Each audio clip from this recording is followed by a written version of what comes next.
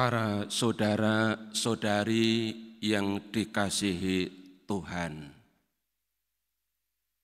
ada satu kalimat pendek, kalimat sederhana yang pernah diucapkan oleh Santa Teresa dari Kalkuta. Sampai sekarang kalimat sederhana dan pendek itu belum hilang di memori saya. Bunyinya begini: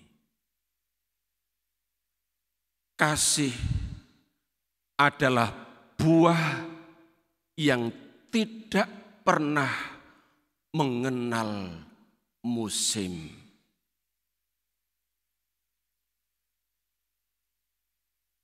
Kasih adalah buah yang tak pernah mengenal musim. Kata buah, kalau kita membaca surat Paulus kepada jemaat di Galatia bab 5 ayat 22, di sana dikatakan dengan jelas buah roh. Dan kata kasih disebut pada urutan pertama. Kasih adalah buah yang tak pernah mengenal musim. Sepanjang tahun buah itu bisa dihasilkan, bisa dinikmati oleh siapapun dan dihasilkan lewat siapapun. Maka kalau keluarga itu sebuah pohon, keluarga itu bagikan sebuah pohon yang menghasilkan buah kasih sepanjang tahun, pasti keluarga itu sejahtera, keluarga itu happy. Karena masing-masing bisa menikmati buah yang asli, karya roh dalam diri setiap anggota keluarga.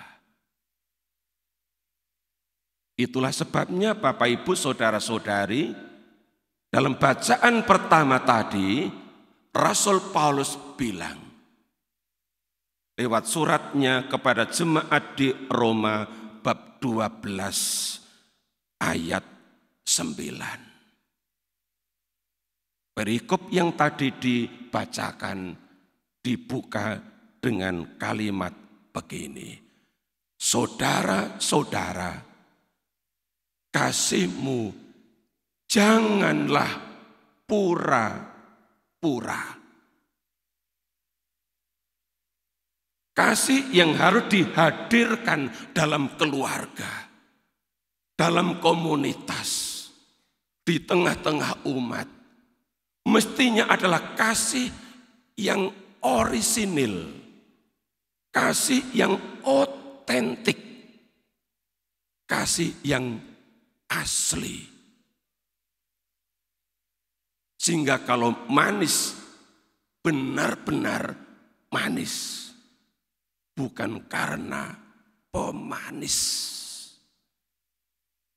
yang bisa memberi efek samping bagi kesehatan tubuh. Maka Paulus memberi nasihat bijak, kasihmu janganlah pura-pura.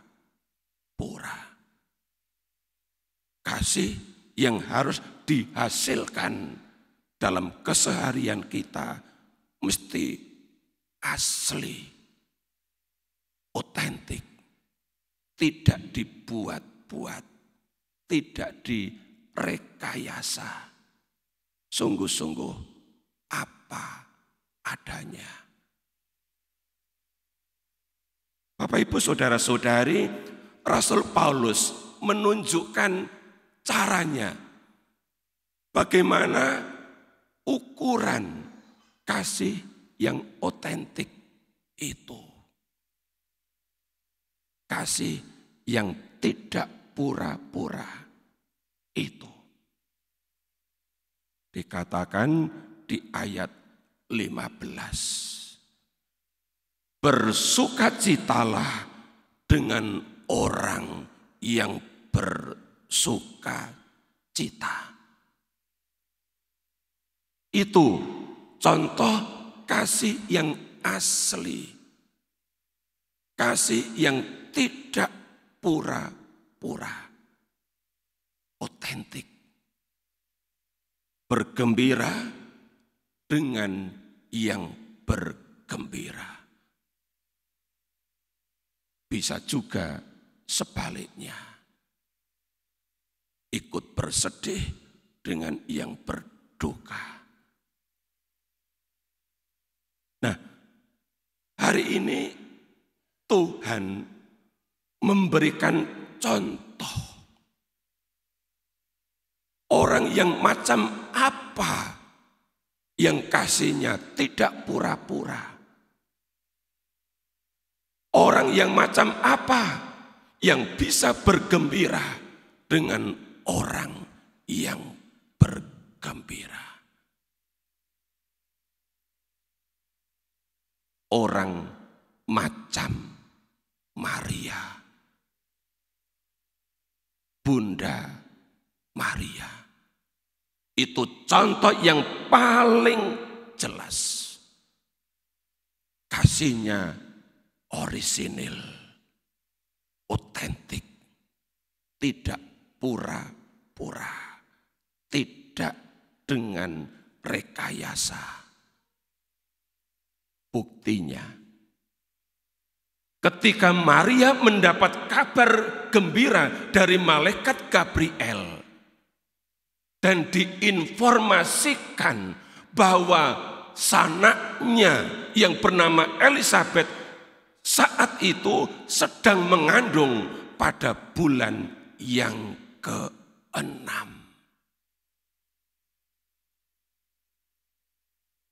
Elisabeth yang disebut mandul itu sedang mengandung di bulan yang ke-6.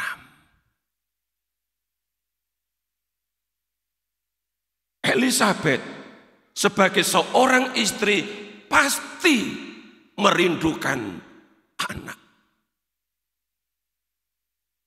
Dan kalau kita baca dalam Injil Lukas bagian awal bab 1, di sana ditunjukkan bahwa mereka rindu untuk memperoleh anugerah keturunan.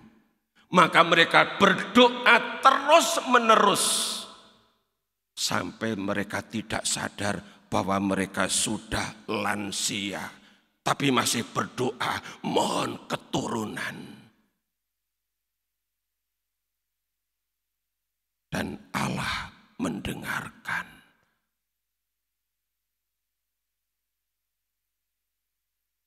Elisabeth hamil. Dia pasti bergembira atas peristiwa yang belum pernah ia alami. Pasti bergembira.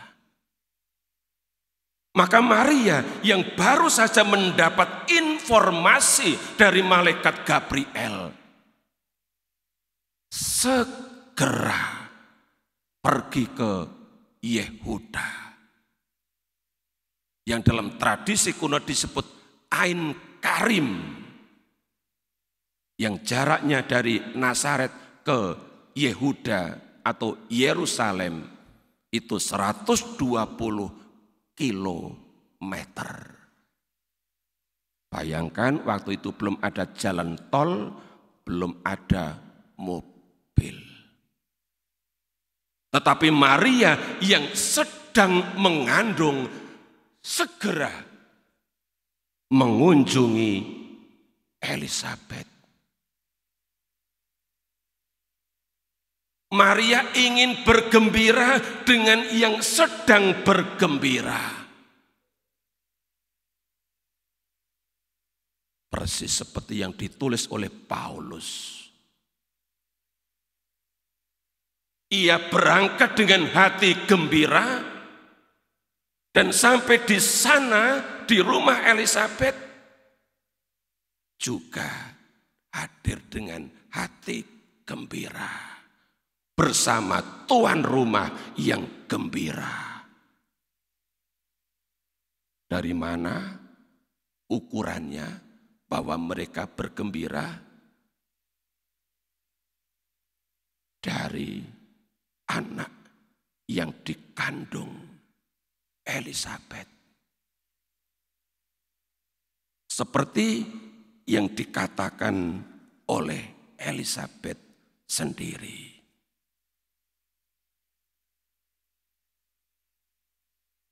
Dikatakan dalam Injil tadi Lukas 1 ayat 44. Sebab sesungguhnya ketika salammu sampai kepada telingaku, kata Elisabet, anak yang di dalam rahimku melonjak kegirangan. Elisabet gembira, Zakaria gembira, Yohanes kecil yang dalam kandungan Elisabet pun bergembira. Maria gembira, Yusuf gembira. Maria dan Yusuf datang dengan hati gembira mengunjungi keluarga lansia ini dan mereka juga gembira. Yang gembira mengunjungi yang bergembira.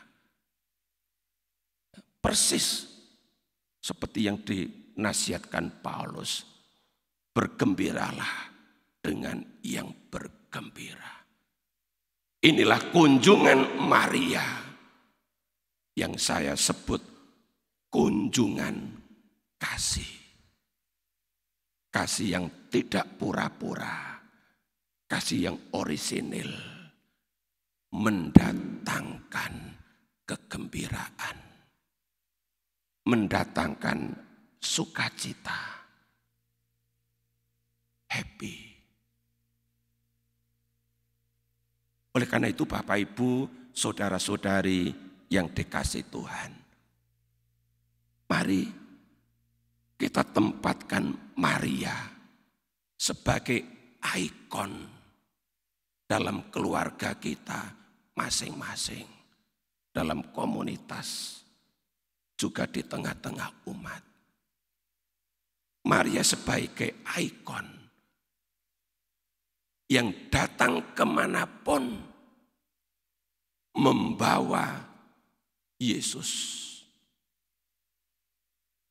Yesus dalam rahimnya itulah yang membuat Yohanes kecil melonjak kegirangan.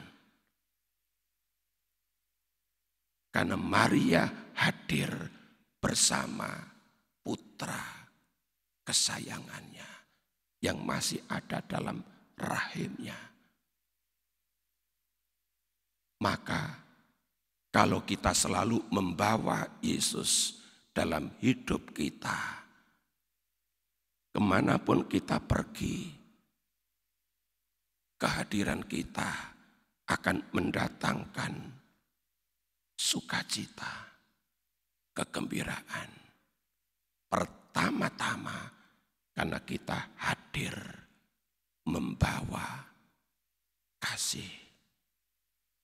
Maka mari Bapak Ibu, saudara-saudari, kita hayati bersama Maria apa yang Paulus nasihatkan.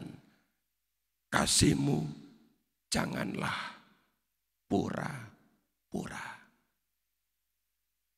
Menghadirkan kasih di rumah kita masing-masing dengan kasih yang dari Allah. Itu kasih yang otentik. asli.